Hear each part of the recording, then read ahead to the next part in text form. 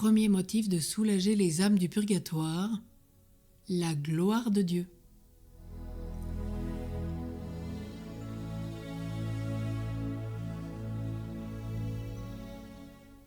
Cette dévotion glorifie Dieu. Le premier motif qui doit nous engager à hâter par tous les moyens possibles la délivrance des saintes âmes du purgatoire est la gloire qui en revient à Dieu. En effet, rien ne glorifie le Très-Haut, ne fait bénir son nom, ne dilate son cœur paternel. Rien ne contribue davantage à l'accomplissement de sa volonté adorable que le soulagement des morts. Comprenons-le bien, en leur ouvrant le ciel, nous donnons à Dieu des voix pour le louer, des cœurs pour l'aimer et le bénir. Nous lui donnons des âmes qui vont se consumer au pied du trône de son éternité, dans les ardeurs d'un amour si pur, si parfait et si grand, qu'il ne nous est même pas donné de le comprendre dans le lieu de notre exil. Il n'est rien de plus agréable au Seigneur, disait saint Augustin, que le soulagement et la délivrance des fidèles trépassés. C'est, ajoutait Bourdaloue, un apostolat plus beau, plus grand et plus méritoire que la conversion des pécheurs, des infidèles et des païens. Hâtons-nous donc de satisfaire aux droits de la justice divine pour procurer cette glorification. Ces âmes feront pour nous dans le ciel ce que nous faisons si mal dans ce monde. Ce sera des voix pures, angéliques, qui diront pour nous ce cantique de la patrie que nous ne pouvons pas chanter sur une terre étrangère. C'est par leur chant de triomphe que nous glorifierons le Dieu de toute gloire et de toute majesté. Et ce Dieu qui a promis de ne point laisser sans récompense un verre d'eau fraîche, donné à un pauvre en son nom, comblera de largesse ceux qui se dévouent pour lui donner des âmes qu'il aime si tendrement. Et puis, cela réjouit ses saints. Souvenons-nous qu'en délivrant ces âmes par nos actes d'amour, non seulement nous glorifions Dieu, mais nous réjouissons le ciel tout entier. L'entrée d'un nouvel élu dans cette belle patrie est une fête de famille pour tous ses heureux habitants. Chacun d'eux l'accueille et le félicite avec une joie fraternelle.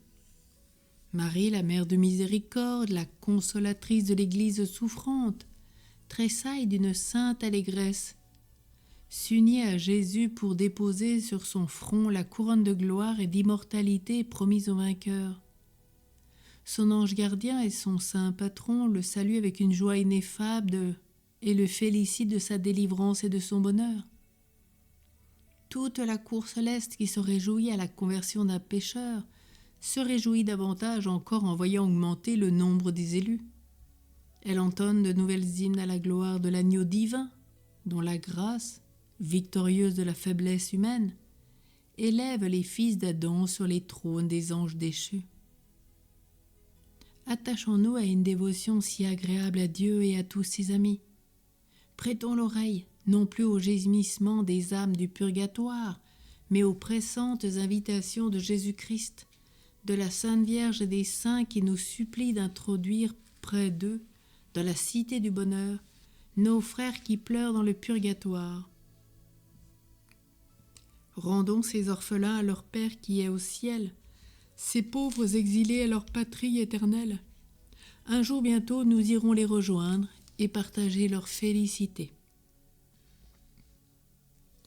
Alors il est raconté au livre de Daniel dans l'Ancien Testament que le roi perse Darius avait fait une loi dont la violation comportait la peine d'être exposé aux lions et dévoré par eux.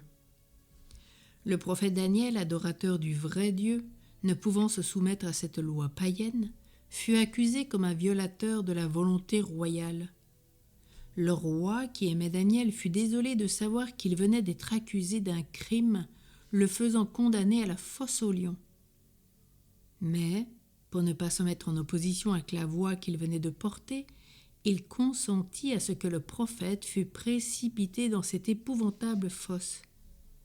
Cependant, en le laissant partir, il lui dit Daniel, serviteur de Dieu, va tranquille.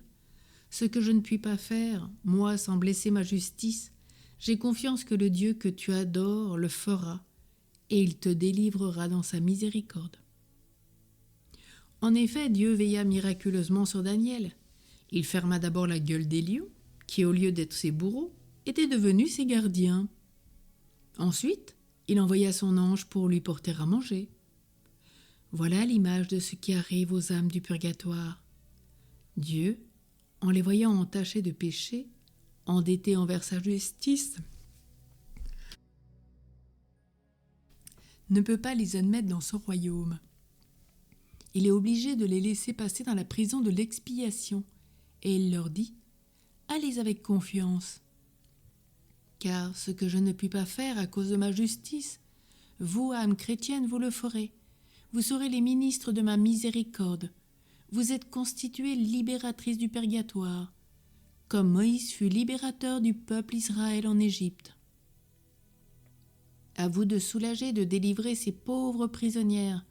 À vous de leur porter la nourriture spirituelle qu'elles attendent avec impatience. Quelle noble et sainte mission. Prions. Ô Dieu infiniment bon et infiniment aimable, oublie, je t'en prie, les droits de ta justice pour ne te souvenir que ceux de ta miséricorde. Exerce-la dans ton étendue sur ces âmes qui te sont chères. Ouvre-leur ton sein paternel.